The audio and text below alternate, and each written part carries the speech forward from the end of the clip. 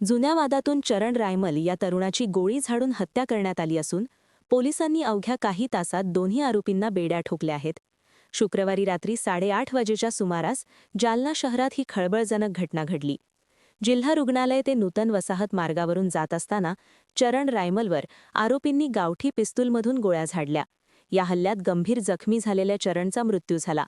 घटनेचे गांभीर्य ओळखून पोलीस अधीक्षक अजयकुमार बन्सल आणि अपर पोलीस अधीक्षक आयुष नोपाणी यांनी तातडीने तपासाची चक्रे फिरवली. पोलिसांनी 6 पथके तैनात केली होती. गुप्त माहितीच्या आधारे काजळा फाट्यावर सापळा रचून अमन शैलेंद्र ढिल्लोड आणि अजय विजय अमलेकर या 2 संशयितांना रात्रीच ताब्यात घेण्यात आले. आरोपींनी गुन्ह्याची कबुली दिली असून न्यायालयाने त्यांना 28 जानेवारीपर्यंत 5 दिवसांची पोलीस कोठडी सुनावली आहे. सध्या पोलीस या प्रकरणातील पिस्तूल आणि ते पुरविणाऱ्यांचा शोध घेत आहेत. या घटनेमुळे जालना शहरात मोठी खळबळ उडाली असून पुढील तपास कदीम जालना पोलीस करत आहेत.